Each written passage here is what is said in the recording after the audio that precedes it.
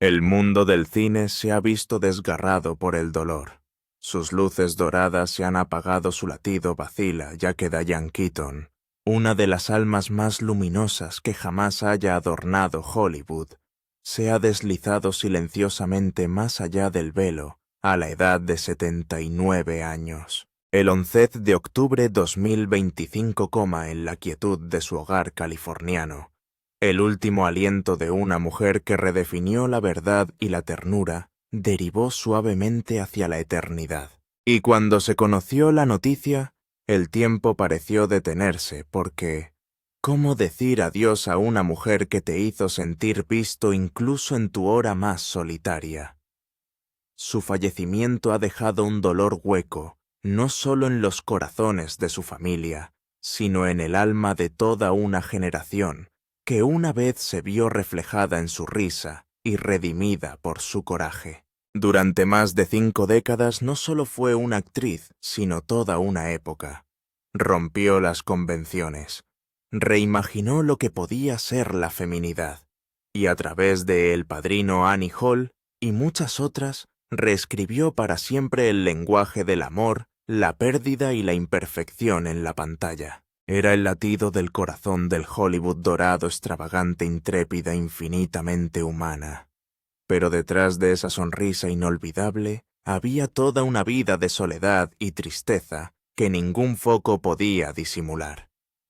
La mujer que hizo reír a millones de personas estaba ella misma desangrándose silenciosamente en las sombras. Sus batallas secretas, los amores que se le escapaban, la soledad que se escondía tras los aplausos, se convirtieron en hilos invisibles, entretejidos en el tejido de su arte. Y ahora el tiempo implacable y despiadado ha escrito su acto final. Nos ha arrebatado un espíritu forjado en la gracia y el dolor, una mujer que convirtió el desamor en poesía y el silencio en música para el alma. Lo que hoy lloramos no es solo la muerte de Diane Keaton, es la caída de un monumento, la extinción de una llama que una vez iluminó los sueños de generaciones. Su risa que una vez resonó a través de las décadas, ahora se desvanece en el susurro de la eternidad. El silencio que deja tras de sí resulta insoportable porque es el silencio de una leyenda que nos enseñó que incluso los corazones rotos pueden seguir brillando y que la soledad también puede ser amor. Antes de comenzar este recuerdo, enciende una pequeña vela en tu corazón, una oración por Diane Keaton, una mujer que entregó su propio corazón al mundo hasta el final. Y escribe RIP Diane Keaton a continuación, a modo de vigilia digital, para que la luz de nuestro amor la siga hasta siempre. Es desgarrador pensar que una mujer que dio tanta luz al mundo naciera de un dolor tan silencioso. Para entender en quién se convirtió Diane Keaton, debemos volver al silencio que la hizo. Vino al mundo un 5 de enero 1946, bajo el sol dorado de Los Ángeles, California, una ciudad construida sobre sueños, donde la perfección era una religión y la emoción algo que ocultar. Su padre Jack Hall, un gentil ingeniero civil, creía que la disciplina era amor. Su madre Dorothy Diane Keaton Hall, una vez coronada señora de Los Ángeles 1955, brillaba con ambición teatral, pero ese resplandor se atenuó tras las cortinas de la vida doméstica. Dentro de la casa de los Hall, las apariencias lo eran todo. 4 niños en fila para cenar la gracia, antes de las comidas, las risas reservadas para los invitados. Debajo de todo ello vivía un silencio tan pesado que le calaba los huesos. Crecí en una familia en la que no se hablaba de sentimientos. Confesaría más tarde, simplemente vivíamos dentro de ellos. Esas palabras llevan el peso de toda una vida dedicada a traducir el silencio en arte. De niña Diane vio cómo los sueños de su madre se desvanecían no en llamas, sino a cámara lenta. los aplausos sustituidos por el estrépito de los platos, el espejo que antes reflejaba promesas, ahora reflejaba agotamiento. Se quedaba en la puerta de la cocina con solo 9 años viendo a su madre sonreír para todo el mundo, menos para sí misma. Me di cuenta de que la vida de mi madre era una advertencia, no un mapa. Escribiría más tarde. Aquella constatación grabó un voto en su joven corazón. No viviré la vida de mi madre.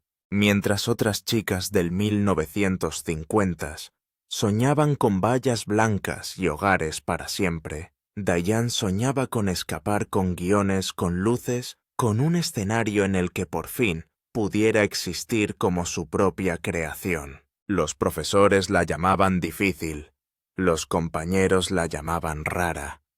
Pero Diane no estaba rota, se estaba liberando. Su rebelión era silenciosa, volcánica, de las que arden por dentro sin hacer ruido. Su salvación llegó en el instituto bajo el tembloroso resplandor de la luz de un escenario. Interpretó a Blanche Dubois temblorosa ella misma, pero sin miedo. Fue la primera vez que me sentí vista, recordaría. No era actuar, era sobrevivir. A los 1966, con solo 20 años, metió sus sueños y su rebeldía en una sola maleta y se marchó de Los Ángeles a Nueva York. Se matriculó en el Neighborhood Playhouse, cargando tanto con la ambición perdida de su madre como con su propio fuego silencioso. Abandonó Hall y adoptó el apellido de soltera de su madre, Keaton, como homenaje y rebelión a la vez. Cada vez que dicen señorita Keaton están diciendo el nombre de mi madre. Susurró una vez como si siguiera intentando curar a su madre a través del arte. La niña que una vez se ahogó en el silencio, se convirtió en la mujer que transformó el silencio en su mejor voz, y a través de ella, dio permiso a generaciones para sentir, hablar y ser vistas. El silencio que atormentó su infancia la siguió hasta el rugiente caos de Nueva York.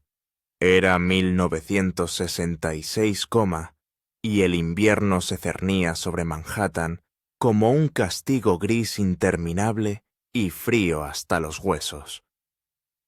Con apenas 20 años, Diane bajó de un autobús Greyhound cargada con una sola maleta, 2 guiones gastados y el frágil coraje de alguien que se negaba a desaparecer. La primera ráfaga de viento la golpeó como la verdad despiadada, cortante, indiferente. Encontró un estrecho apartamento en el Upper West Side, con el papel pintado descascarillado, las paredes tan finas que podía oír las discusiones de sus vecinos mientras dormía. El radiador tosía en lugar de calentar. La ventana goteaba frío como una herida. Todas las noches se quedaba dormida con el abrigo puesto, el aliento empañándose contra el cristal, mientras la nieve presionaba el cristal. Fuera la ciudad palpitaba y brillaba, pero dentro de aquella pequeña habitación, el silencio era más ruidoso que el tráfico. Aprendió rápidamente que Nueva York no era un sueño, sino una iniciación. Sobrevivir aquí no era suerte, sino arte. Las mañanas se presentaban grises e implacables. Hizo interminables colas para las audiciones que terminaban antes de empezar, diminutas salas sobre cafeterías espesas de humo de cigarrillo y decepción. Demasiado alta, demasiado rara. No era el tipo, pero siguió apareciendo, temblorosa, testaruda, brillante, porque en algún lugar de su interior sabía lo que el mundo aún no había descubierto, que Diane Keaton no se limitaría a actuar en películas, sino que las cambiaría. Las palabras se aferraron a ella como escarcha. Aún así siguió caminando, sus zapatos delgados, su orgullo más delgado, su voluntad inquebrantable. Al mediodía era camarera, servía mesas donde nadie recordaba su rostro. Por la noche cantaba en sótanos tan llenos de humo que las paredes parecían respirar. Su voz temblorosa se elevaba por encima del murmullo de las conversaciones y el tintineo metálico de las monedas en un tarro de cristal. En las noches más frías, cuando el viento chirriaba por los callejones, caminaba por las calles para mantenerse caliente, demasiado orgullosa para pedir ayuda, demasiado testaruda para abandonar. Algunas noches compartía un bocadillo con otra chica de la casa de juegos, ambas riendo por hambre de la cruel comedia de ser joven invisible y estar viva. El radiador tosía en lugar de calentarse.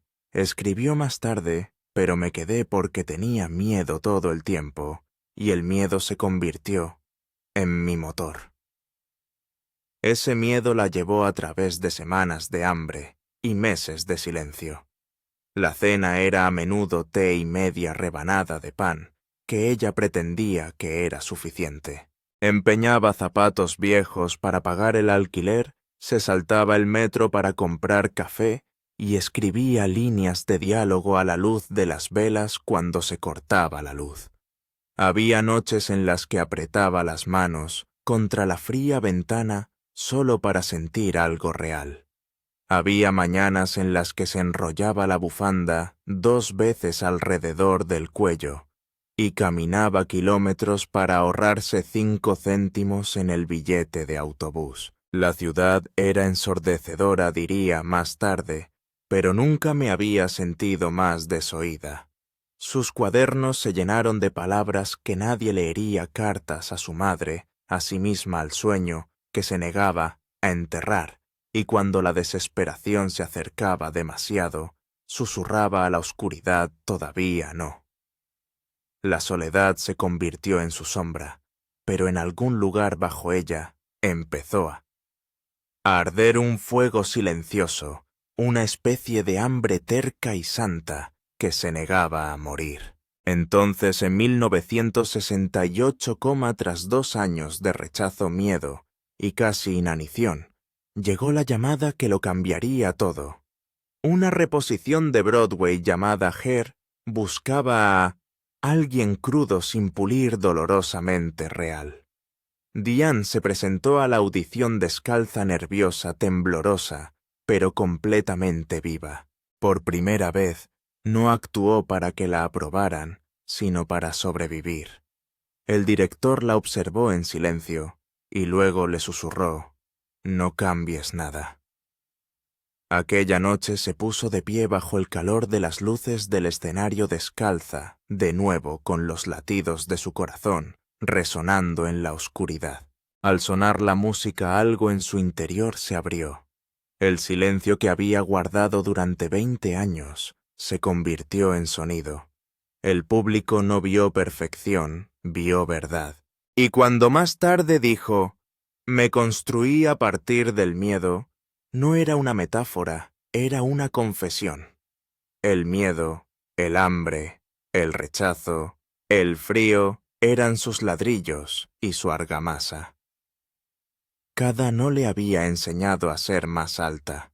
Cada factura sin pagar había agudizado su humor. Cada noche solitaria había forjado el coraje que un día la definiría. Mucho antes del Oscar, antes del Padrino, antes de que el mundo la llamara extraordinaria, solo existía esto. Una joven caminando por la nieve con los bolsillos vacíos, su aliento visible en la gélida oscuridad y un espíritu que se negaba a congelarse. Ahí empezó la leyenda, no en la comodidad, sino en el frío, no en los aplausos, sino en un silencio que por fin aprendió a hablar. La nieve de Nueva York se había fundido en el centro de atención. El silencio que un día cubrió la vida de Diane Keaton fue sustituido por un aplauso tan fuerte que parecía resonar en todo el mundo. De la joven temblorosa que una vez cantó por Calderilla, pasó a ser el rostro que definió una época.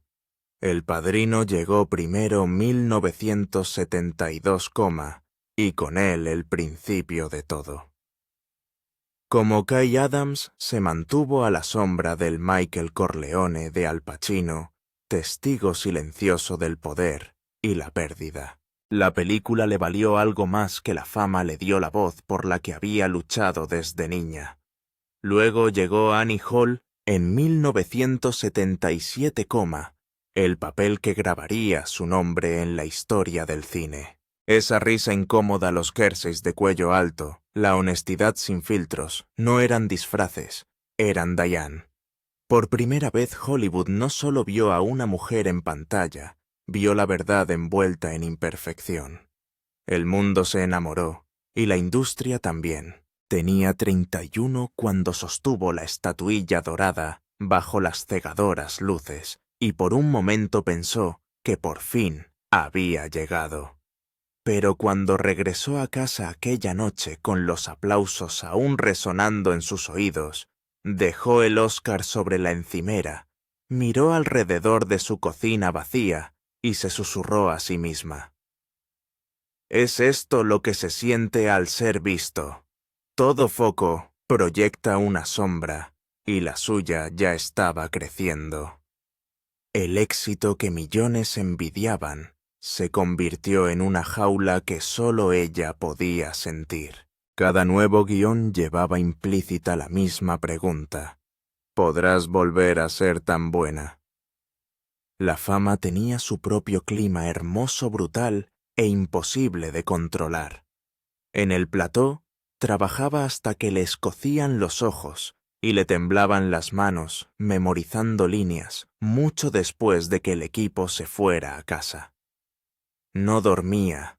Admitió más tarde, tenía miedo de parar. Entre toma y toma, se escondía en los camerinos, reescribiendo escenas que nadie le había pedido que cambiara, persiguiendo una perfección que no existía. Cuanto más subía, más se enrarecía el aire. Sus risas antes espontáneas empezaron a sonar ensayadas. La presión de ser Diane Keaton era su propia actuación. Había noches en las que conducía por Los Ángeles con las ventanillas bajadas, dejando que el aire frío le quemara la cara, intentando recordar qué se sentía al existir simplemente. «Solía pensar que el éxito me haría completa», dijo una vez, «pero quizás solo me dio permiso para estar rota en público». Cuando Reds llegó en 1981, dirigida por Warren Beatty, cargó con la película con todo lo que le quedaba. El papel exigía su mente, su corazón, su cordura. «Recuerdo que lloré en el coche después del rodaje», confesó, no porque estuviera triste, sino porque ya no tenía nada que dar. La película fue aclamada, pero Diane se sintió vacía como una vela que hubiera ardido demasiado para sobrevivir a su propia llama. Y entonces llegó el inevitable silencio después de la tormenta. Los mediados de 1980 trajeron películas que flaquearon. La pequeña tamborilera 1984, ambiciosa y exigente, apenas recuperó la mitad de su presupuesto de $8 millones. La crítica fue fría, las taquillas más frías. Para una mujer que en su día había definido el cine moderno, parecía la caída libre. Era extraño, recordaba años más tarde. Todo el mundo pensaba que seguía en la cima, pero por dentro estaba resbalando. Durante un tiempo desapareció de la pantalla no por derrota, sino por agotamiento. Rechazó papeles millonarios porque la fama sin verdad le parecía otro tipo de fracaso. El Hollywood que una vez la persiguió se decantó por rostros más jóvenes, historias más frescas. Sin embargo, Diane hizo lo que siempre había hecho, siguió buscando. Escribió, dirigió, se reconstruyó en silencio a la sombra de su propia leyenda. «El aplauso se desvanece», le dijo una vez a una joven actriz, «pero el trabajo, eso es lo que te salva». Aprendió a encontrar la paz en la soledad, a ver el arte no como gloria, sino como oración. Así que siguió trabajando. Porque para Diane Keaton el éxito nunca fue el destino, sino la lucha en sí. Aprendió que la gloria pesa, que incluso la luz puede quemar, que la grandeza no se regala. Cada noche de insomnio, cada mano temblorosa, cada duda susurrada se convirtieron en parte de su leyenda. La mujer que el mundo adoraba por su risa, había construido esa risa a partir del miedo. La mujer que encarnó la libertad había pagado por ella con pedazos de sí misma. Y aunque la historia recuerde los Oscar, las alfombras rojas, los papeles eternos, lo que realmente la definió fueron las horas que nadie vio, las reescrituras a las 3 de la mañana, las lágrimas a puerta cerrada, el valor de seguir apareciendo cuando el mundo ya había avanzado. Al final se dio cuenta de que las luces más brillantes suelen ser las más solitarias. Sin embargo, nunca las maldijo, porque le habían mostrado quién era. Ese fue su triunfo, ese era su arte. Y ahora en algún lugar más allá del ruido, ese mismo silencio que una vez la rompió, la ha vuelto a encontrar. No como castigo, sino como paz. Es cruel cómo el amor puede sobrevivir a quienes lo portaron. Incluso ahora, mientras el mundo llora a Diane Keaton, ese amor del que nunca escapó aún persiste como un fantasma en cada fotograma que dejó atrás. Nunca fue un romance de titulares. Era una sinfonía secreta, suave, constante y destinada a resonar mucho después de que la música se detuviera. Todas las grandes almas cargan con un desamor que el tiempo no puede borrar. Y para Diane Keaton era un hombre llamado Al Pacino. Si el amor que definió tu vida fuera también la herida que nunca cicatrizó, el suyo no era el tipo de amor que arde rápido y se desvanece. Era del tipo tranquilo del que se cala hasta los huesos y se queda allí. Se conocieron en 1971 en el rodaje de El Padrino. Ella era 25, radiante, toda risa nerviosa y esperanza desprevenida. Él era 31, brillante e incognoscible, ya medio perdido en la sombra de su propio genio. Algo tácito empezó a zumbar entre ellos, una frecuencia que solo dos corazones solitarios podían oír. Estaba loca por él desde el principio, confesó más tarde. Los que les vieron juntos dijeron que no era pasión lo que compartían, sino reconocimiento. Dos almas que comprendían el dolor de querer el mundo y seguir sintiéndose incompletas. En aquellos primeros años, la felicidad era desarmantemente sencilla. Entre toma y toma, se sentaban juntos, el silencio entre ellos vivo de significado. A veces leían líneas del guión, a veces se limitaban a observar cómo la luz del sol se desplazaba por las paredes del estudio. Ella le hacía reír hasta que escondía la sonrisa detrás de la mano. Él la hacía sentir segura en un mundo que exigía demasiado. No necesitábamos hablar, dijo una vez, bastaba con estar allí. Después de rodar, conducían por Los Ángeles con las ventanillas bajadas, Sinatra tarareando en la radio, la risa de ella flotando en el viento. Él cocinaba pasta en una cocina demasiado pequeña, ella preparaba té y comían con las piernas cruzadas en el suelo, hablando de todo y de nada. Cuando él se quedaba dormido en el sofá, ella lo miraba en la penumbra y se permitía imaginar una vida que podría haber sido domingos por la mañana, con periódicos y risas, cumpleaños, y niños con los ojos oscuros de él, y la sonrisa torcida de ella, una casita junto al mar, donde el amor por fin pudiera descansar. Para Diane, era el amor en su estado más puro y peligroso, no reclamado, no definido, pero absoluto. Ella creía que algún día, cuando el ruido de Hollywood se calmara, construirían algo duradero, un hogar lleno de luz, fotografías y el sonido de la pertenencia. A lo largo de la trilogía del Padrino, su historia en la pantalla reflejaba la que tenían demasiado miedo de terminar, fuera de ella intensa esquiva llena de anhelos, que nunca encontraban solución. Durante la segunda parte, deambularon por las calles de Nueva York hasta el amanecer con los abrigos cerrados contra el viento. Él citaba a Shakespeare. Ella contestaba con una risa demasiado brillante para la hora.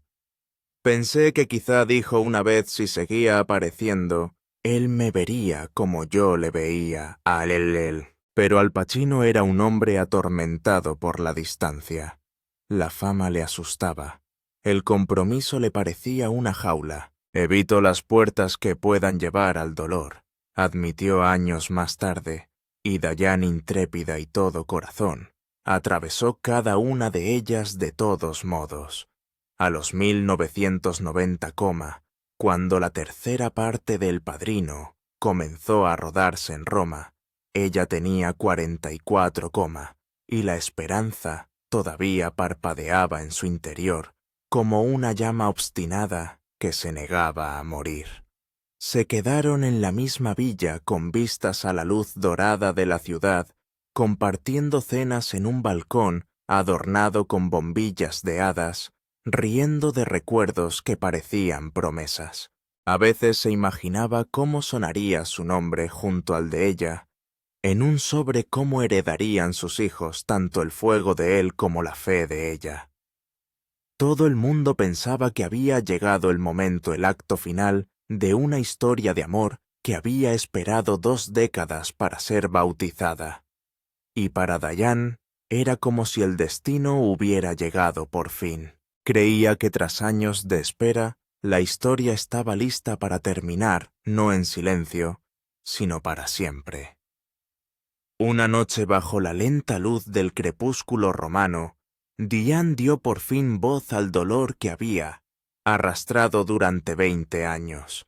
El aire era oro miel del tipo que hace que incluso el desamor parezca sagrado. «Matrimonio o adiós», susurró.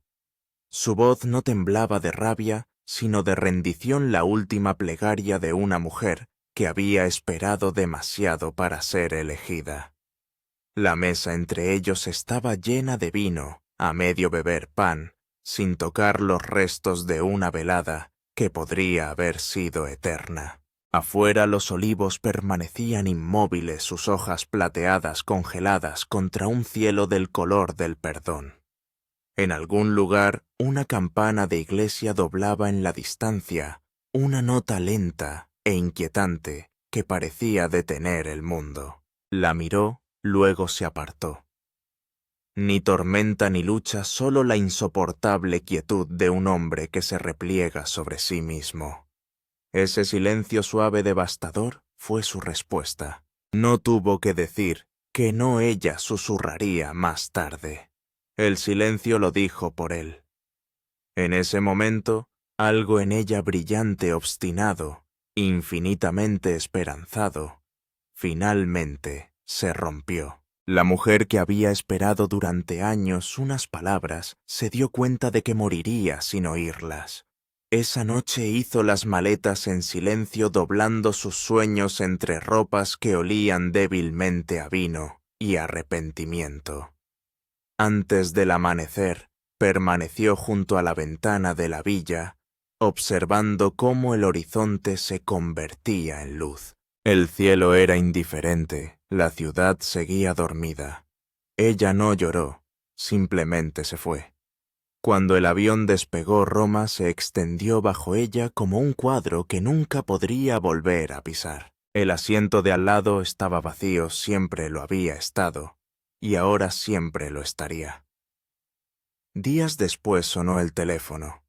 Su padre había sufrido un colapso, un tumor cerebral. Mientras lloraba a un amor, empezó a perder a otro.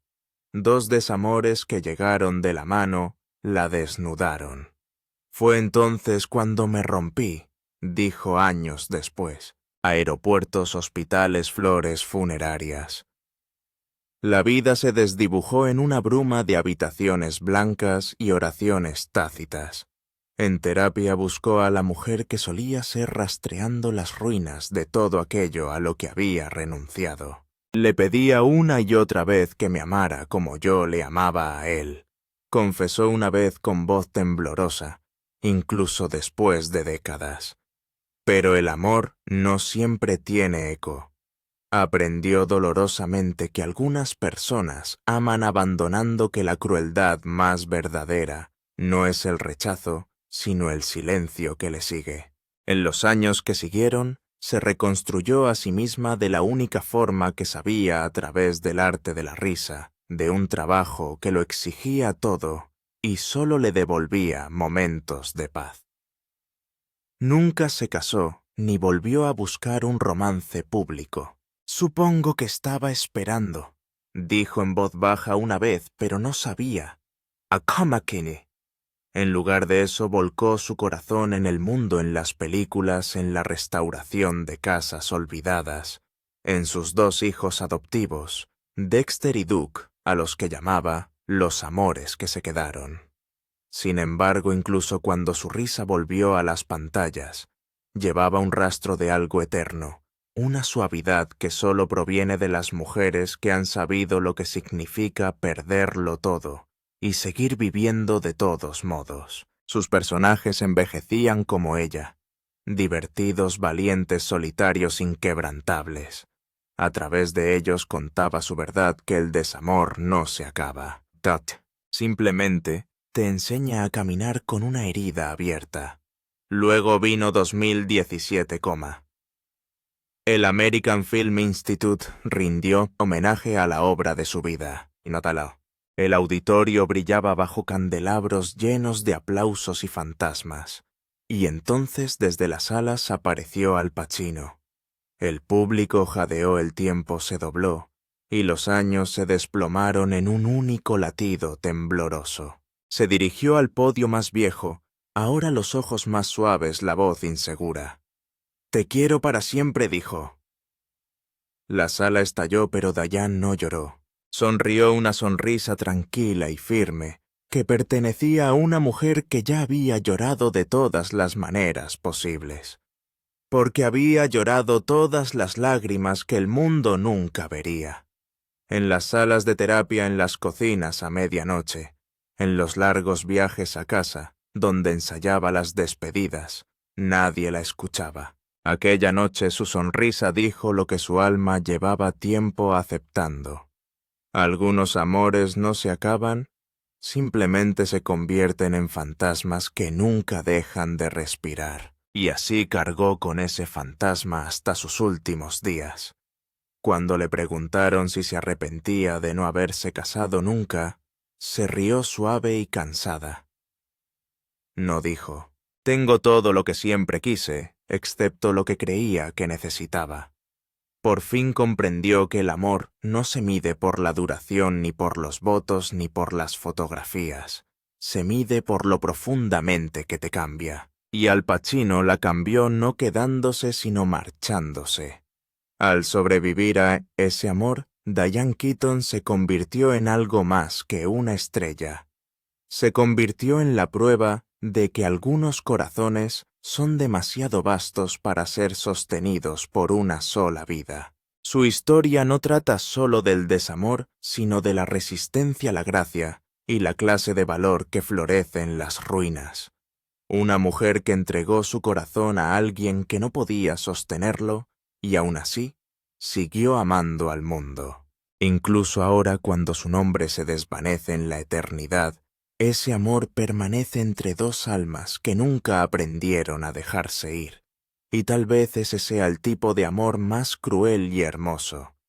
El que no muere pero te persigue suavemente como un susurro que sigues oyendo mucho después de que la persona se haya ido. El que te deja destrozado y de algún modo más entero. El dolor no llama a la puerta, la rompe. En el mismo instante cruel en que Diane Keaton vio cómo el amor de su vida se le escapaba en silencio, el destino volvió a golpearla. Apenas unas semanas después de regresar de Roma, donde Hope había muerto bajo el crepúsculo italiano, su padre Jack Hall sufrió un colapso. El diagnóstico fue despiadado: un tumor cerebral. El momento fue tan brutal que pareció deliberado, como si la vida misma hubiera decidido arrebatarle todo lo que alguna vez la estabilizó. El hospital olía a antiséptico y a despedida. Las máquinas zumbaban con falsa piedad, trazando líneas que se desvanecían, luego luchaban y volvían a desvanecerse. Diane estaba sentada junto a su cama, agarrando la mano que una vez sostuvo la suya de camino al colegio, susurrando palabras que rompían contra las paredes de la habitación estéril.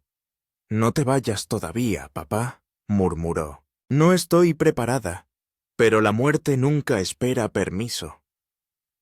Jack Hall había sido su brújula silenciosa. Nunca le dijo que fuera más blanda, más pequeña o más fácil de querer. Él era quien se quedaba fuera de las audiciones, leyendo el periódico en silencio, esperando para llevarla a casa, tanto si conseguía el papel como si no. La próxima vez, niña sonreiría, y de alguna manera, esa frase le devolvía el valor cada vez que el mundo se lo destrozaba. Él era la prueba de que el amor podía ser estable, de que el cariño podía existir sin condiciones. Perderle fue como perder la última luz que quedaba encendida en la casa. Cuando se fue la lámpara de su escritorio, permaneció encendida durante semanas, como si incluso la electricidad se negara a admitirlo. Ella entraba en su estudio, tocaba la desgastada madera y susurraba: «Lo intento, papá». Pero el silencio que me respondió fue de los que cambian a una persona para siempre. Los meses que siguieron fueron un descenso que ninguna cámara captó jamás. No podía mirarse en el espejo. Su reflejo le parecía el de un extraño. Su famoso ingenio afilado se volvía hacia adentro, cortando en lugar de proteger. Los amigos dejaron de llamar, y ella dejó de contestar. La casa se quedó quieta, atormentada, no por fantasmas, sino por la ausencia de sonido. «Me quebré entonces», dijo años después. No en voz alta, solo me quebré silenciosamente. Todas las mañanas hacía té y se olvidaba de beberlo. Cada noche dejaba una lámpara encendida por si el dolor decidía marcharse. La terapia se convirtió en su último ritual, no para curarse, sino para seguir viva. Semana tras semana, se sentaba en una pequeña habitación, desenrollando años de silencio, enfrentándose a la verdad que había pasado toda una vida evitando. Ese amor para ella siempre había sido una sala de espera. «No creo que la gente se dé cuenta de lo que significa sentir que nunca eres la primera opción», confesó una vez décadas después. No era amargura, era anatomía, una verdad tallada en sus huesos, porque para entonces había perdido a los dos hombres que definieron su corazón, uno por la muerte, el otro por la distancia. Y en algún punto intermedio también se perdió a sí misma. El desamor no era cinematográfico, era lento, silencioso, despiadado. Vivía en habitaciones vacías, en el zumbido del frigorífico a medianoche, en el eco de sus propios pasos por pasillos que solían albergar risas. La fama no podía llenarla. Los premios no podían adormecerla. La verdadera agonía no era dramática. Fue acumulativo, de esos que se acumulan grano a grano hasta que un día te das cuenta de que estás enterrado bajo ellos. Pero a partir de esos escombros hizo algo que poca gente hace: se reconstruyó a sí misma sola, lentamente desafiante. Dejó de esperar a que alguien volviera a casa y empezó a construir un hogar dentro de sí misma. Aprendió a vivir sin la ilusión de que alguien la salvaría y descubrió para su tranquila sorpresa que ya no necesitaba que la salvaran. De las cenizas de la pérdida se convirtió en su propia constante. El silencio que una vez la destruyó se convirtió en el espacio donde por fin aprendió a respirar. Y entonces cayó el telón. Mucho antes de esa última mañana, Diane Keaton ya había creado la única familia que necesitaba de verdad. Tras años entregando su corazón a amores que se le escapaban de las manos, encontró un nuevo tipo de devoción no romántica, sino eterna. En sus 50, cuando muchos en Hollywood se retiraban de la pantalla, Diane comenzó un acto totalmente nuevo, la maternidad. En 1996, adoptó a su hija Dexter y 5 años después a su hijo Duke. Me salvaron, diría más tarde. Pensé que había acabado con el amor. Entonces llegaron ellos y de repente todo volvió a empezar. Su casa se llenó de risas, charlas nocturnas y música que resonaba en pasillos antaño, atormentados por la soledad. Construyó casas en los árboles en lugar de decorados de cine, preparó almuerzos escolares en lugar de guiones. En ellos, encontró el amor que nunca se fue. Solía pensar que quería un romance, bromeó una vez, pero resultó que solo quería una familia. Y en esas 2 jóvenes almas la encontró un amor tranquilo e inquebrantable que la llevó a través de cada invierno de su vida. En sus últimos años, Diane Keaton vivió exactamente como siempre lo había hecho, tranquila, deliberadamente, rodeada de los espacios que había construido y del silencio con el que hacía tiempo había hecho las paces. Los jardines que plantó en su casa de Brentwood florecieron salvajemente ese otoño, la lavanda y la salvia, perfumando el aire su resiliencia, un reflejo de la suya propia. Su pelo plateado atrapaba la luz de la mañana como el cristal. La risa que una vez resonó por los estudios, ahora solo vivía en su cocina compartida con su fiel perro, que acunaba suavemente a su lado. Ya no buscaba el centro de atención, buscaba la quietud. Cada amanecer caminaba descalza por su jardín, susurrando a los árboles: «Tú sigues aquí, yo también». En la mañana del 11 de octubre, 2025. El sol de California salió suavemente sobre Brentwood, derramando oro a través de las amplias ventanas de su habitación. A la biblioteca la llamaba la casa tranquila. Sobre su escritorio había una taza de té, aún caliente. Sus gafas de leer descansaban sobre un diario abierto. Había estado escribiendo sobre el amor como hacía a menudo. Su hija Dexter fue la primera en notar la quietud. Encontró a su madre descansando en su sillón favorito con la cabeza inclinada hacia la ventana, los ojos entrecerrados como perdidos en sus pensamientos. El té aún humeaba la habitación, aún albergaba su presencia, pero Diane se había ido. Sin lucha, sin sonido, solo un suspiro que se deslizó hacia la eternidad. «Mamá», susurró Dexter. El silencio que respondió fue insoportable. Cogió el teléfono, le temblaban las manos, y llamó a su hermano Duke con la voz quebrada. «Se ha ido». Durante un largo momento ninguno de los dos habló. Entonces la casa antaño llena de su tranquila fuerza se sintió cavernosa, como si las propias paredes comprendieran el peso de lo que se había perdido. Esa misma mañana, la familia emitió un breve comunicado. Diane Keaton falleció en paz en su casa, rodeada de luz, amor, y el mundo que construyó con sus propias manos. Pero la paz para el mundo significó la devastación para quienes la querían. En las horas que siguieron, Dexter y Duke se sentaron en el jardín que ella misma había cuidado su pena, floreciendo donde, una vez, estuvieron sus flores. Hablaron en voz baja de sus rituales, su té matutino, sus largos paseos, sus interminables cuadernos, llenos de reflexiones que nunca compartió. Ella solía decir que la soledad no era soledad, murmuró Dexter, pero ahora se siente igual. Sus hijos decidieron que no habría una gran ceremonia ni cámaras, solo velas, música suave, y palabras pronunciadas bajo los árboles que su madre había plantado.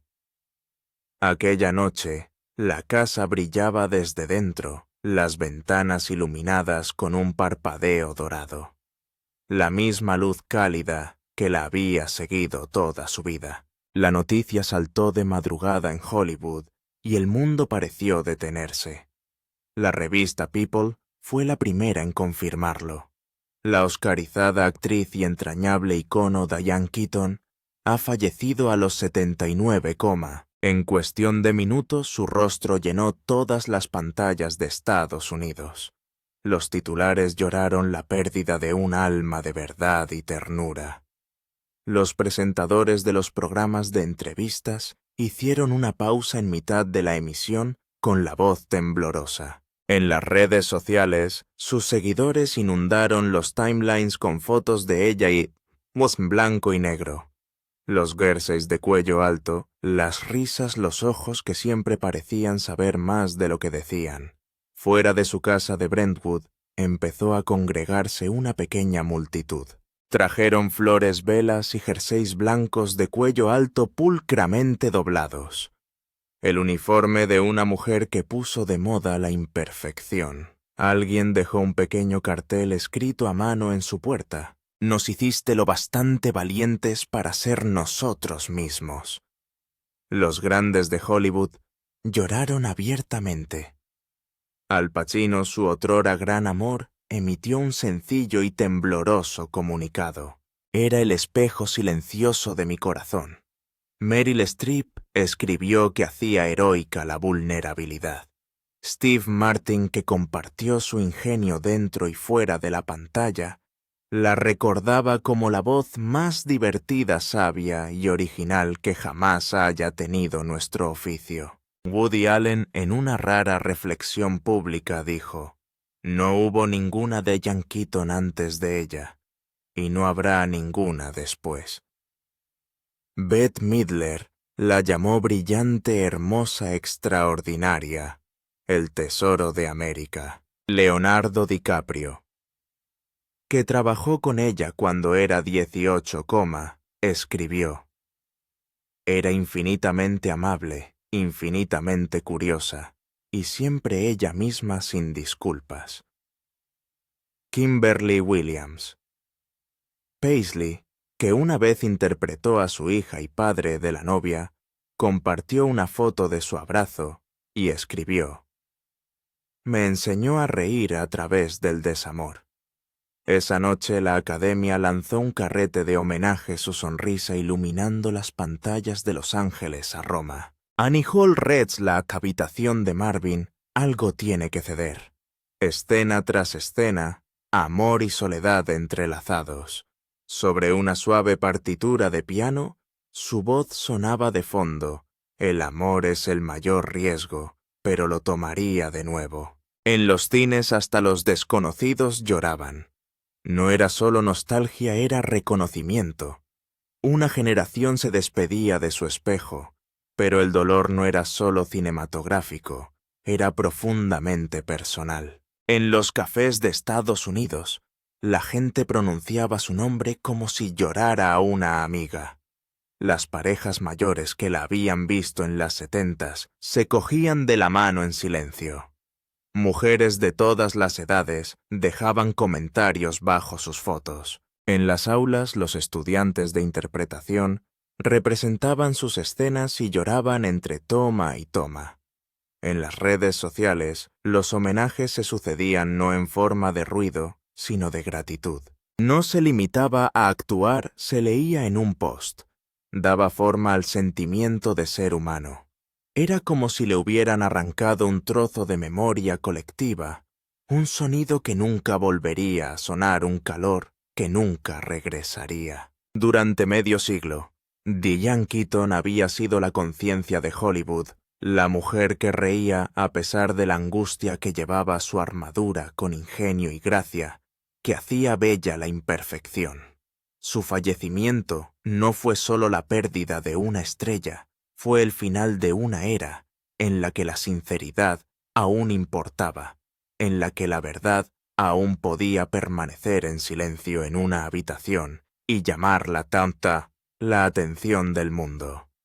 Esa noche, mientras los titulares se atenuaban y el ruido del luto se suavizaba, su casa de Brentwood permanecía iluminada dorada contra la oscuridad. Los jazmines que plantó rozaban sus ventanas con el viento, como si la tierra misma se negara a dejarla marchar. Dentro sus diarios estaban intactos, sus gafas descansaban junto a ellos. La última línea que escribió decía: «Solía temer estar sola, ahora creo que la soledad es donde vuelve el amor». Fuera el mundo lloraba. Dentro su ausencia zumbaba como una nota sagrada, y quizá así es como ella lo hubiera querido, no con fanfarrias, sino con silencio. El mismo silencio que inició su historia, y el mismo silencio que al final la hizo libre. En la casa que construyó con sus propias manos bajo la suave luz californiana, el último acto de Diane Keaton fue el mismo que el primero, un silencioso desafío contra el miedo a desaparecer, porque ahora ya nunca lo hará. Al final, el mayor legado de Diane Keaton no se midió en trofeos o aplausos, sino que se esculpió en ladrillos, luz solar y silencio. Lo que construyó a lo largo de casi 6 décadas no fue simplemente una fortuna, sino una arquitectura de resistencia, cada pared un monumento a una vida sobrevivida en sus propios términos. Su patrimonio neto en el momento de su fallecimiento se estimaba en más de $100 millones, aunque cada dólar llevaba el eco del sacrificio, cada piedra, el recuerdo de la soledad. Nunca heredó la riqueza, nunca se casó en la comodidad.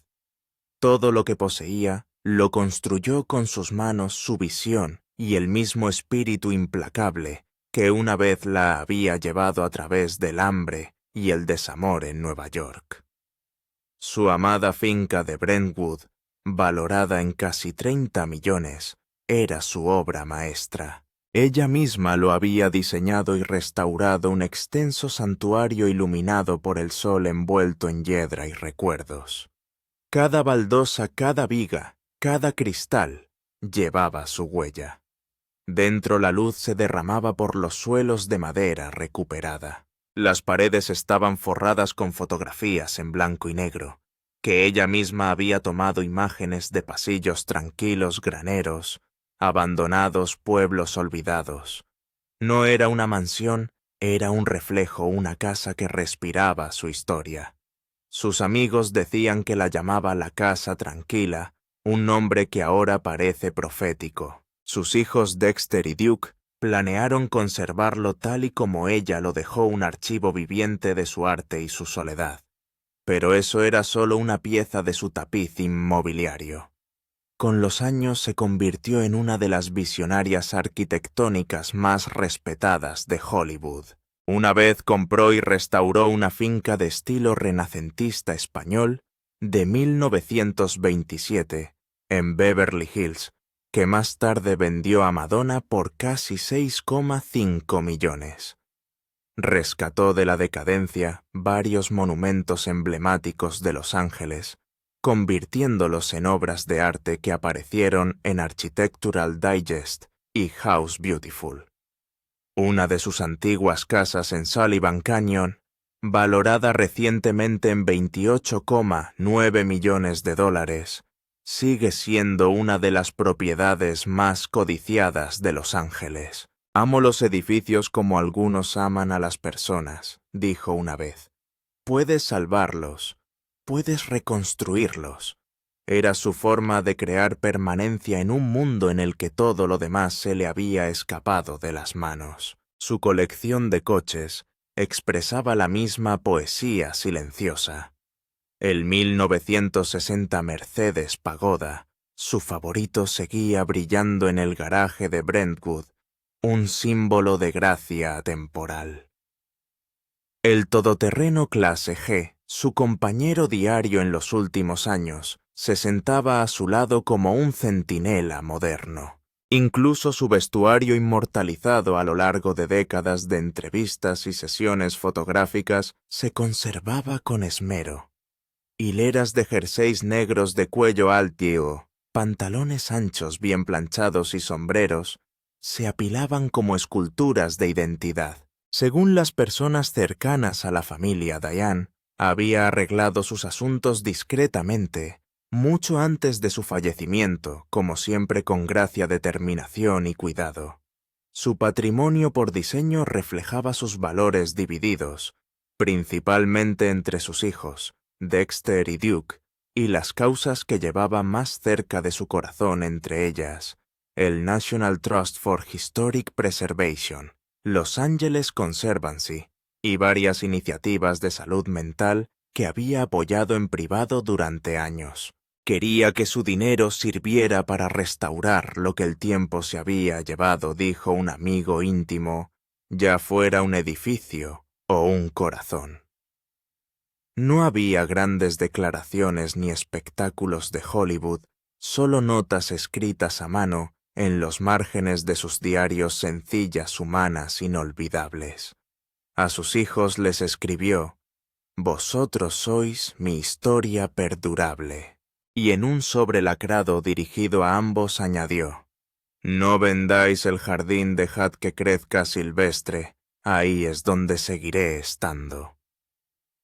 Su colección de arte, valorada en millones de dólares, incluía fotografía de paisajes de California, pinturas de Edward Ruscha y esculturas de mujeres artistas que admiraba, pero que creía que pasaban desapercibidas.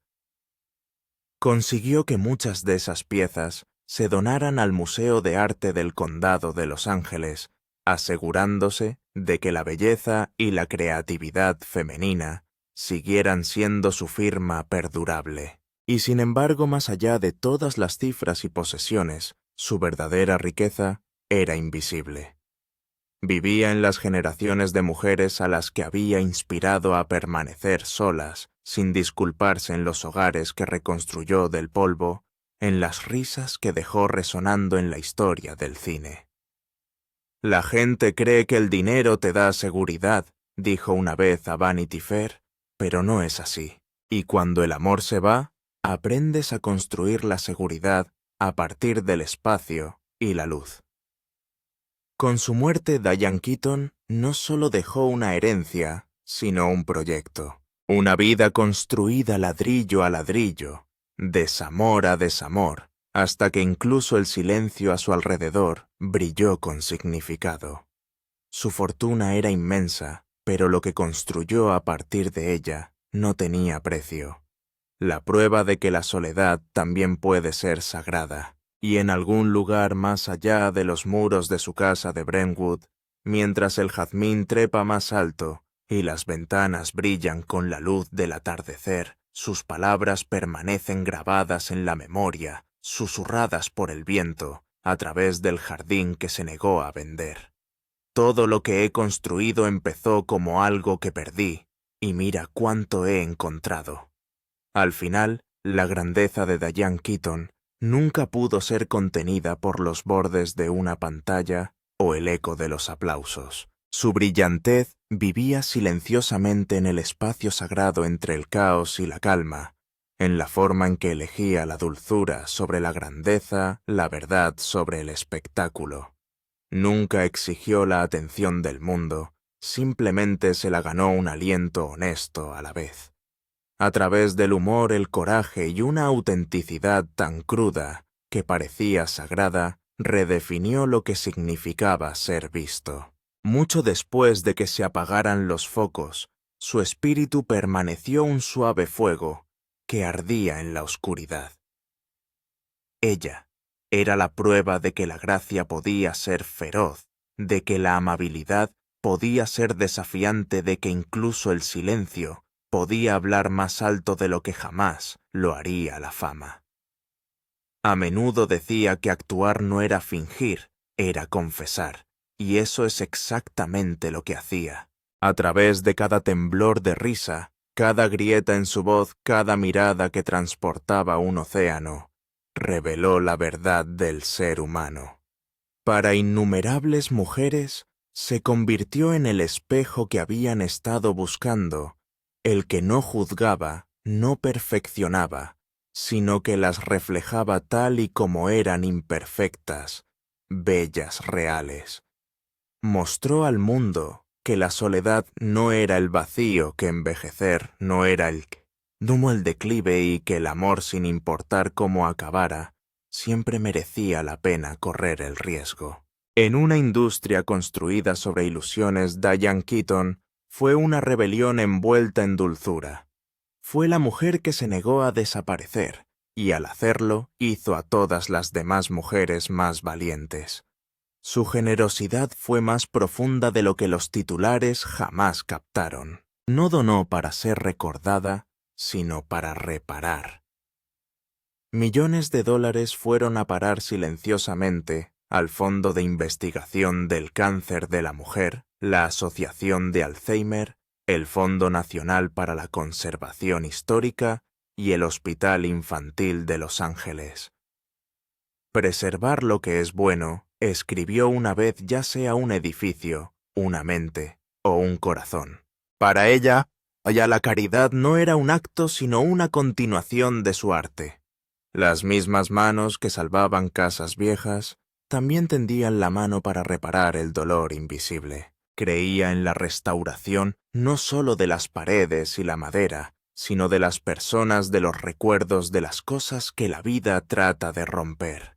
Y dio algo más que dinero, dio permiso, para no ser pulido, para ser incierto, para estar vivo en todas las formas desordenadas y maravillosas que el mundo a menudo prohíbe. Emma Stone dijo una vez que Diane permitía a las mujeres ser brillantes y extrañas a la vez, y Anne Hathaway la definió como una brújula para el coraje.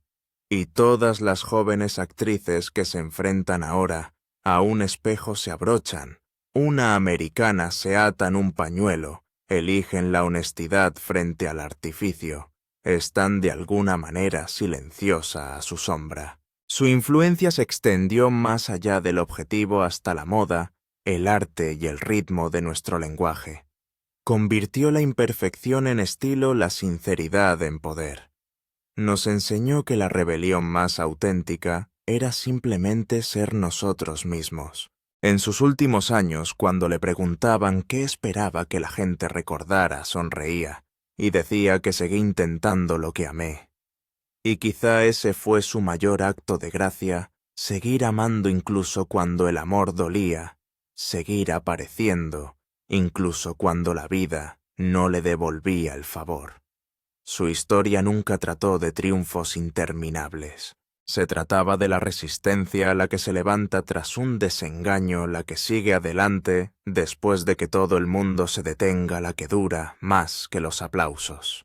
Para Diane Keaton, el legado nunca fue algo que buscó, sino algo en lo que se convirtió. Cada frase que pronunció, cada muro que restauró, cada alma que tocó, formaron parte de un mosaico mucho más grande que la fama.